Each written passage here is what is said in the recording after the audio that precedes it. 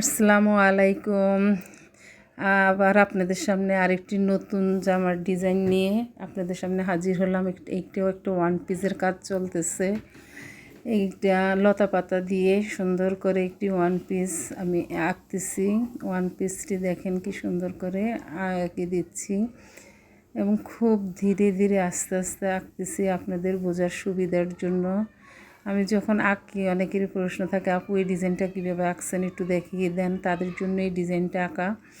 আমি প্রথমে আমার সুবিধার জন্য একটি কাগজে ডিজাইনটি উঠিয়ে নেই, পরে কাগজটা জামার ভিতরে দিয়ে আমি আস্তে আস্তে ডিজাইনটা এঁকে নেই। ডিজাইনটা দেখেন, এখানে কিছু লতা পাতা দেওয়া এবং মাঝে মাঝে কিছু ছোট ছোট ফুল দেওয়া আছে এবং এই যে এটি আঁকতেছি এটি একটা ডিজাইনটা আসলে অনেক সুন্দর। এই সেলাইটা গম সেলাই দিয়ে করতে হয়, খুবই ভালো লাগে।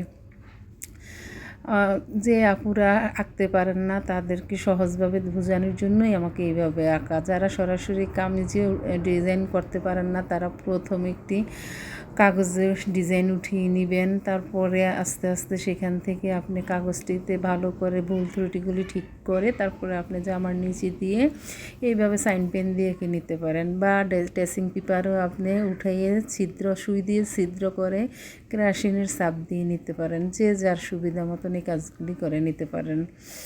আমার এক কর্মী আপা বসে আছে, আজকে খুব তাড়াতাড়ি করে বলতেছে, আপা আমার কাজ শেষ হয়ে গেছে, আমার হাতে কাজ নেই, তার জন্য খুব দ্রুত করে আমি এই ডিজাইনটা এঁকে নিয়েছি। এখন এটা আঁকা শেষ হয়েছে, আপনাদের কাছে সাথে একটু শেয়ার করলাম। যাদের এই আঁকাগুলি পছন্দ হয় বা আমার ডিজাইনগুলি দেখতে আপনাদের ভালো লাগে তারা আমার পাশে থাকবেন এবং আমার চ্যানেলটাকে একটু সাবস্ক্রাইব করে বেল বাটনে টিপ দিয়ে রাখবেন, যে পরবর্তীতে কোনো ভিডিও দিলে যাতে সবার আগে আপনার সামনে চলে আসে। আমাকে সামনের দিকে এগিয়ে নিতে আপনাদের একটি লাইক ও কমেন্ট আমাকে খুব সাহায্য করবে। আশা করি আমার সাথে থাকবেন এবং একটি লাইক ও কমেন্ট দিয়ে আমাকে সামনের দিকে এগিয়ে নিতে সাহায্য করবেন। তারপরে আমি দেখা যাচ্ছে এই ডিজাইনটা আবার যখন স্যাম্পল উঠাবো, দেখেন পুরা জামার লুকটা হচ্ছে এরকমের। দেখেন এক সেটে যখন ডিজাইন উঠাবো আবার আপনাদের সাথে শেয়ার করব। আল্লাহ হাফেজ।